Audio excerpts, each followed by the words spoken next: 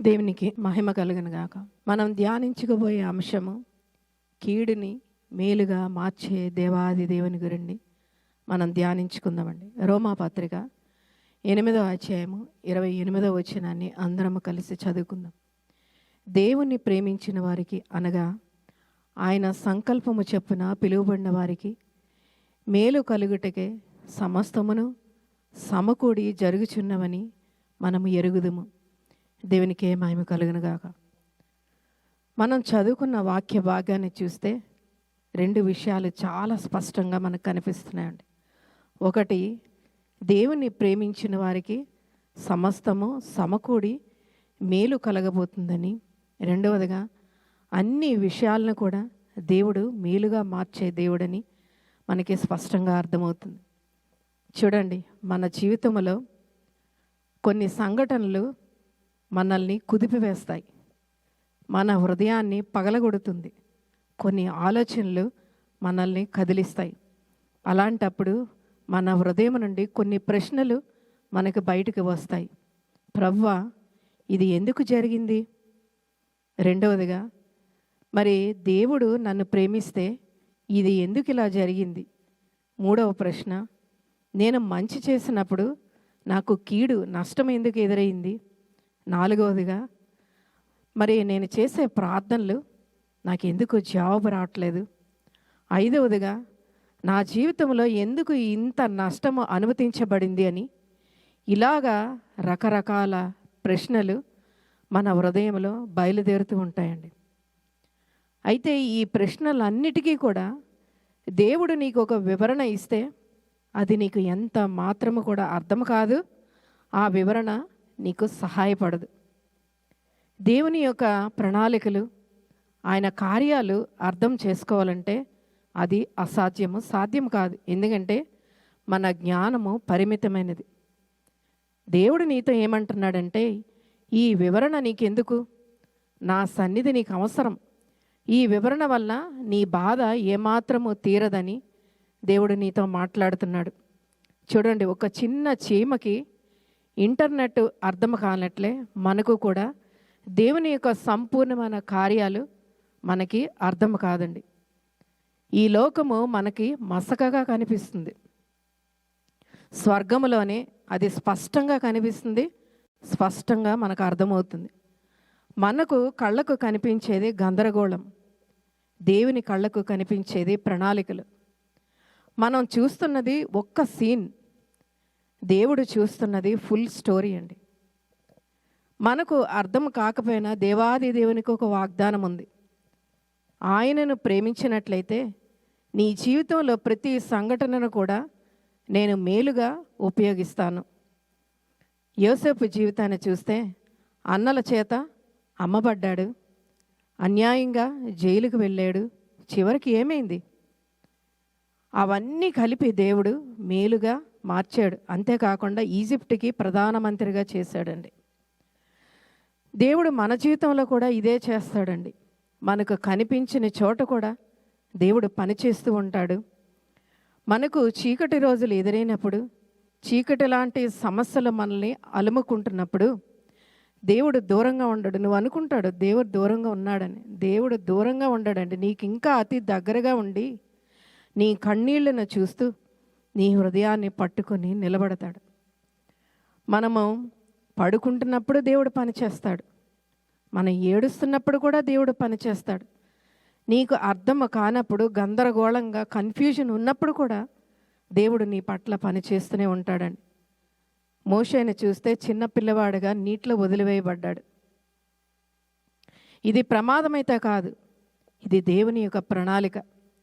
ఫరో కుమార్తె మోషేను కనుగొనింది. ఇది యాదృచ్ఛికంగా మరి జరిగినదైతే కాదు. ఫరో రాజభవనంలో పెరగడం జరిగింది. ఇది దేవుని శిక్షణ అండి. అన్ని విషయాలలో సమకూడి మేలుగిన చేస్తాడు. అంటే అన్ని విషయాలు మంచివా అంటే మంచివి కావు, అయినా కూడా వాటినన్నిటినీ కూడా మేలుగే చేసే దేవుడు మన పక్షాన ఉన్నాడండి. అయితే దేవుని వాక్యం ఏం సెలవిస్తుందంటే సమస్తము మేలుకే. సమస్తము అంటే మంచి సంఘటనలు మాత్రమే కాకుండా చెడు సంఘటనలు కూడా మనం అర్థం చేసుకున్నవి మాత్రమే కాకుండా అర్థం చేసుకోలేనివి కూడా, మనం కోరుకున్నవి మాత్రమే కాకుండా మనం తప్పించుకోవాలనుకునేవి కూడా దేవుడు వాటిని మేలుగా మార్చగలడు. మన కళ్ళకు ఎప్పుడూ కూడా విరిగిన ముక్కలే కనిపిస్తాయండి. దేవుని కళ్ళకు కళాఖండం కనిపిస్తుంది. మానవ చరిత్రలో చీకటి రోజులు అనేది సిలువ యొక్క మరణం. ఆ సిలువ యొక్క మరణాన్ని దేవుడు రక్షణగా మార్చాడండి. మన జీవితంలో అనుకుంటాము, ఈరోజు ఇది అంతము, ఇంకా అయిపోయింది అని అనుకుంటాం. దేవుడు మాట్లాడుతున్నాడు, ఇది ఆరంభమని నీతో మాట్లాడుతున్నాడు. నీ ప్రతి బాధను ఇతరులకు ఆశీర్వాదకరంగా నేను చేస్తాను. నీ ప్రతి గాయాలు ఇతరులకి సాక్ష్యాలుగా మారుస్తాను. నీ యొక్క ప్రతి కన్నీళ్ళు ఇతరులకి ఆశగా నేను చేస్తాను. నీ యొక్క ప్రతి పరీక్షలు ఇతరులకి ప్రోత్సాహంగా చేస్తానని దేవుడు మాట్లాడుతున్నాడు. ఇవన్నీ కూడా దేవుడు వీటినన్నిటిని ఒక అద్భుతమైన ఫలితాన్ని తయారు చేస్తాడు. చూడండి, ఒక కేకు తయారు చేసే విధానాన్ని మనకు తెలుసు. కేక్ తయారు చేయాలంటే కావలసిన పదార్థాలు పిండి, గుడ్లు, మరి బేకింగ్ సోడా. వీటిని ఒక్కొక్కటిగా తింటే చాలా చేదుగా ఉంటాయి.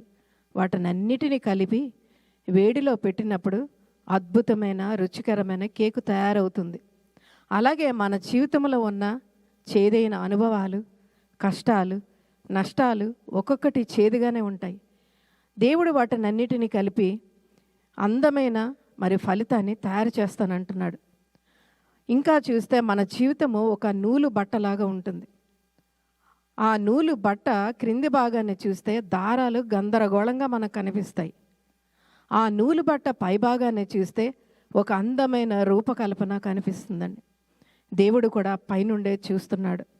మనం చేయాల్సింది దేవునికి లోబడాలి. విరిగిన మొక్కలు దేవునికి అప్పచెప్పాలండి. ఆ విరిగిన మొక్కలు ఇంకా మనం దాచుకుంటే ఇంకా మనల్ని విరగ్గొడతాయి.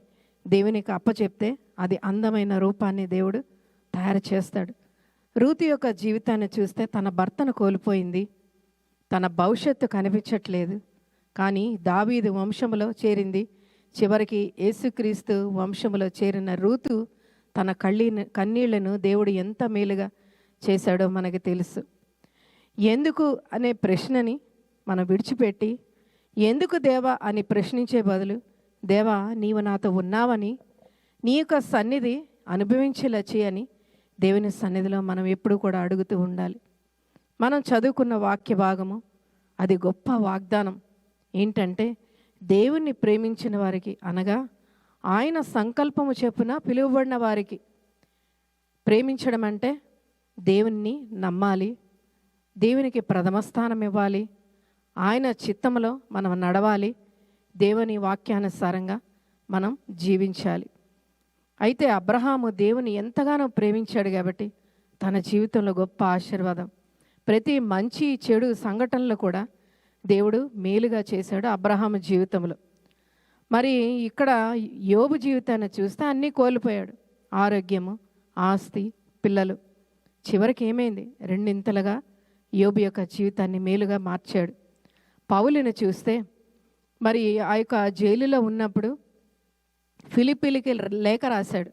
అది ఏ పరిస్థితులు అంటే చెడు పరిస్థితుల్లో లేఖ రాశాడు. ఆ లేఖలన్నీ ఈరోజు మనకు ఆశీర్వాదకరంగా మారాయండి. ఈరోజు లైవ్లో చూస్తున్న ప్రతి ఒక్కరితో దేవుడు మాట్లాడుతున్నాడు. మీరు ఏదైనా బాధలో ఉన్నారా? దేవుడు మీతోనే సూటిగా మాట్లాడుతున్నాడు. ఈ బాధలన్నీ కూడా నీకు మేలుగా నేను చేస్తాను. మీరు నిరాశలో ఉన్నారా? దేవుడు అంటున్నాడు, నీ కథను నేను ఇంకా ముగించలేదు. మీరు అనుకుంటున్నాను నా ప్రార్థనకి జవాబులు రావట్లేదని మీరు అనుకుంటున్నారా? దేవుని సహాయము సంపూర్ణమండి.